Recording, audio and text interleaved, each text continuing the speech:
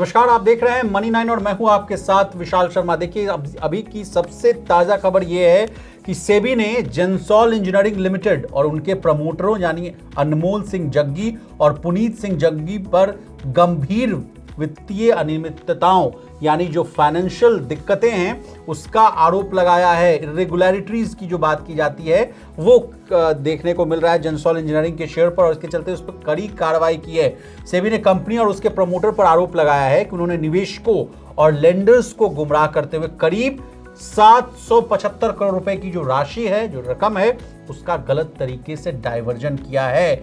और इसके साथ ही अब जेंसॉल इंजीनियरिंग का जो स्टॉक स्प्लिट वाला जो मामला था उसको भी होल्ड किया है। और आज कितने पर यह शेयर बंद हुआ ये भी बता देते हैं। 3% की गिरावट के साथ 129 रुपए के आसपास क्लोज हुआ है। इस पिक्चर में इरेडा भी है। वही इरेडा जिसने आज Q4 के नतीजे पेश किए, शानदार मुनाफा दिखाया है। 49% की बढ़ोतरी और 502 करोड़ रुपए पर पहुंच गया इनका मुनाफा। अब क्या है पूरी कहानी, इरेडा इस पिक्चर में क्यों है, जेंसॉल इंजीनियरिंग क्या है, इसी सब मुद्दे को आसान भाषा में समझाने के लिए हमारे साथ मौजूद हैं हमारे सहयोगी और वरिष्ठ आर्थिक पत्रकार प्रवीण शर्मा सर। सर, इस समय की सबसे बड़ी खबर ये आ रही है सेबी का डंडा चला है सर जेंसॉल इंजीनियरिंग पर, क्या है पूरा मामला?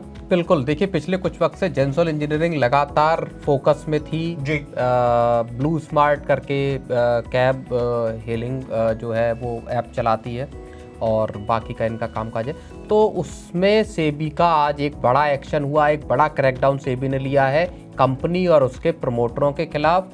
पुनीत सिंह जग्गी और अनमोल सिंह जग्गी दोनों को किसी भी कंपनी के की मैनेजेरियल पोजीशन पर रहने, जी, डायरेक्टर रहने, इनसे रोक दिया गया है। जेंसॉल इंजीनियरिंग और रिलेटेड एंटिटीज के साथ किसी भी तरह का शेयरों का ट्रेड करने का उससे भी इनको रोक दिया गया है।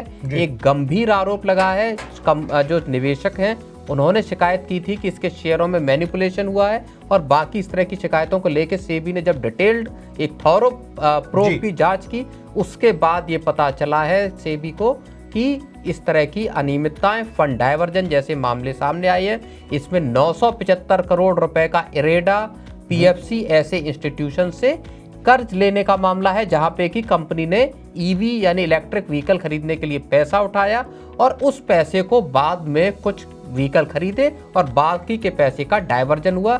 200 करोड़ रुपए से ज्यादा का फंड डाइवर्जन का मामला यहाँ विशाल है। और उस पैसे का इस्तेमाल प्रमोटरों ने अपने पर्सनल एक्सपेंसेस पे किया, यहाँ तक कि लग्जरी रियल एस्टेट प्रॉपर्टीज खरीदने में इस पैसे का इस्तेमाल किया गया।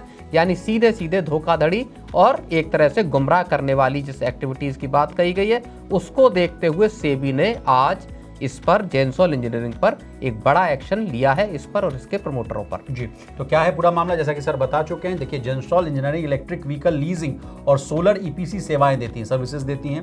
कंपनी ने इरेडा और पावर फाइनेंस कॉर्पोरेशन से करीब 977 करोड़ रुपए का कर्ज लिया था, जिसमें से 663 करोड़ रुपए ईवी खरीदने के लिए थे। लेकिन जब सेबी ने सर जैसे कि जांच किया और पता चला कि कंपनी ने सिर्फ 4704 ईवी ही कर दे, और जबकि फंड का बड़ा हिस्सा यानी जो करीब, जैसा कि सर बता भी रहे थे कि 200 करोड़, तो करीब 207 करोड़ रुपए कहीं और ट्रांसफर कर दिया।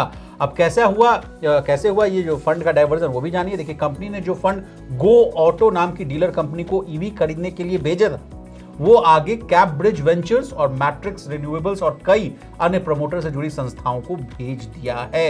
यानी इन फंड्स का जो इस्तेमाल है डीएलएफ में आलीशान अपार्टमेंट खरीदने, व्यक्तिगत जो पर्सनल खर्चे हैं उसको, और प्रमोटरों के करीब लोगों को ट्रांसफर किया गया। ये यानी जो गंभीर मामला जो बनता हुआ दिख रहा है। कैप ब्रिज और वेलरेज सोलर जैसी जो कंपनियां हैं उसको भी करोड़ रुपए भेजे गए, जिसका सीधा संबंध जो था सर जेंसॉल के प्रमोटरों से था। यानी सीधे सीधे प्रवीण सर, ये मामला है कि शेयरों में हेरफेर वाला जो मामला है।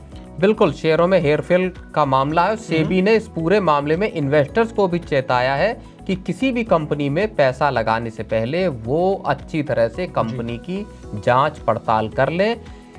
गलत तरीके से या आर्टिफिशियली पंप किए गए या चढ़ाए गए शेयरों में कतई पैसा न लगाएं। पंप एंड डंप की जिस प्रक्रिया का अक्सर छोटे निवेशक शिकार हो जाते हैं, उससे बचने के लिए सेबी ने एक बार फिर से छोटे इन्वेस्टर्स को आगाह किया है। और ये जो जेंसॉल इंजीनियरिंग का पूरा मामला है, इसमें भी कुछ इसी तरीके के स्टॉक प्राइसेस के मैनिपुलेशन के कहा जा रहा है मामले सर, सामने आ रहे हैं। फर्जी दस्तावेज और गलत जानकारियां पेश की। सेबी की जांच में पाया गया कि जेंसॉल ने रेटिंग एजेंसियों को सर फर्जी बैंक दस्तावेज भेजे ताकि ये दिखाया जा सके कि कंपनी ने लोन जो है समय पर चुकाया है, जबकि असल में कंपनी डिफॉल्ट कर चुकी थी। तो जैसा कि सर बता भी रहे हैं कि शेयर में हेराफेरी वाला, आप समझिए कि 1 जनवरी को इसका शेयर 772 रुपए पे था, जैसा मैं देख पा रहा हूं, और आज ये शेयर 129 रुपए पे बंद हुआ, यानी लगभग 90% का वेल्थ इरोजन इसी साल जनवरी से अब तक हो गया है।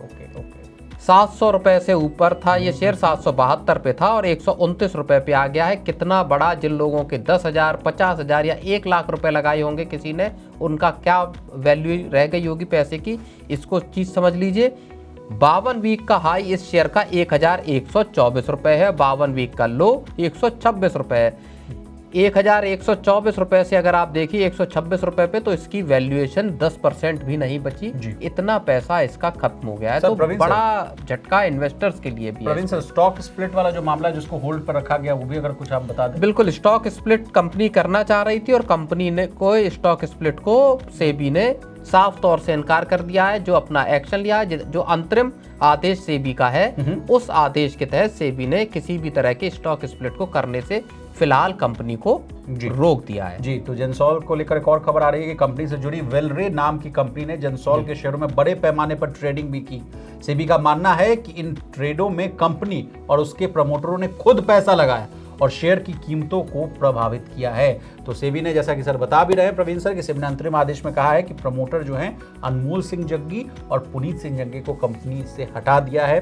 जेंसॉल और प्रमोटर्स पर शेयर खरीदने बेचने का सेबी ने अपने ऑर्डर में कहा है कि जो प्राइमा फेसाई जो फाइंडिंग्स हैं, जो नतीजे हैं, उससे मिस यूटिलाइजेशन का पता चल रहा है फंड्स के, उसके डाइवर्जन का पता चल रहा है। और ये सारा काम जो फ्रॉडलेंट तरीके से इसके प्रमोटर डायरेक्टर्स अनमोल जग्गी और पुनीत सिंह जग्गी ने किया, जो डाइवर्टेड किया गया फंड है उसके डायरेक्ट बेनिफिशियरी निकलकर दिखाई दिए हैं। जी, तो प्रवीण सर, कल देखना होगा, कल जैसे ही मार्केट खुलता है तो जेंसॉल इंजीनियरिंग का शेयर कैसे रिएक्ट करता है। मुझे तो लगता है कि इस खबर के बाद लोअर सर्किट जो लगने की संभावना है पूरी दिखती है। सारा जो जांच होगी, क्या नतीजे निकलते हैं, क्या एक्शन होता है, लेकिन सबसे बड़ी बात यह है कि जो इन्वेस्टर्स हैं वो इस पूरे मामले में बुरी तरह फंसते हुए विशाल दिखाई दे रहे हैं। लेकिन सर, इसका असर इरेडा जैसे शेयरों पर भी पड़ेगा। देखिए 9% की तेजी के साथ 168.16 के आसपास क्लोज हुआ है, तो कल इसमें भी देखना होगा, हल्की मुनाफा वसूली भी देखने को मिल सकती है। सर बिल्कुल देखना होगा, क्योंकि रेडा के फंड्स का से लिए गए हैं, रेडा का कर्ज लिया गया है, उस पैसे को डाइवर्ट करने की बात आ रही है। तो हो सकता है रेडा के शेयरों पर इसका असर दिखाई दे। हालांकि आज रेडा के नतीजे भी आए और नतीजे बहुत अच्छे बताए जा रहे हैं। लेकिन अब जाते जाते जो सेबी की चेतावनी है, जैसा कि सर बता चुके हैं, हम फिर से आपको दोहराने की कोशिश करते हैं, क्योंकि ये आपका मामला आपके हित में है। देखिए, सेबी ने आम निवेशकों को भी चेताया वे किसी भी कंपनी में निवेश से पहले पूरी जांच पड़ताल करें। किसी भी कृत्रिम रूप से, मानी आर्टिफिशियल रूप से पंप एंड डंप किए हुए जो शेयर्स हैं उससे पूरी तरह से सावधान रहें। सेबी की यह जो अंतरिम ऑर्डर है भारत के कॉर्पोरेट गवर्नेंस सिस्टम के एक बड़े झटके के रूप में देखा जा रहा है। इस मामले की पूरी रिपोर्ट अगले कुछ महीने में आने की उम्मीद है, लेकिन फिलहाल ये तय है कि जेंसॉल और उसके प्रमोटर्स की जो मुश्किलें हैं सर, वो कम होने का नाम नहीं ले रही। बिल्कुल, प्रमोटरों की मुश्किलें कम होने का नाम नहीं ले रही, लेकिन वो मुश्किलें जो है वो प्रमोटरों ने खुद पैदा की है। फंड के डाइवर्जन का अगर मामला है, इन्वेस्टर्स के साथ अगर गुमराह करने, उनको धोखाधड़ी का मामला है, कृत्रिम तौर पर आर्टिफिशियली अगर शेयरों को पंप करने का मामला है, तो ये सारी चीजें इसके प्रमोटरों पर गंभीर सवाल पैदा करते हैं और इनके खिलाफ और कड़ा एक्शन लिया जाना चाहिए। अगर इस तरह के आरोप साबित होते हैं, सही निकलते हैं, तो ये एक बड़ा मामला है। इन्वेस्टर्स आज के दौर में भी किस तरह से फंस जाते हैं ऐसी कंपनियों में जहां पे कि प्रमोटर धोखाधड़ी करते हैं, ये एक बड़ा गंभीर मामला इस लिहाज से दिखाई देता है। चलिए सर, तो आज के बस शो में इतना ही। आपका बहुत शुक्रिया सर, आपने तमाम विषयों को आसान भाषा में समझाया। तो इसी तरह देश, दुनिया और बिजनेस जगत से जुड़ी तमाम ताजा तरीन खबरों के लिए बने रहिए हमारे साथ और देखते रहिए मनी।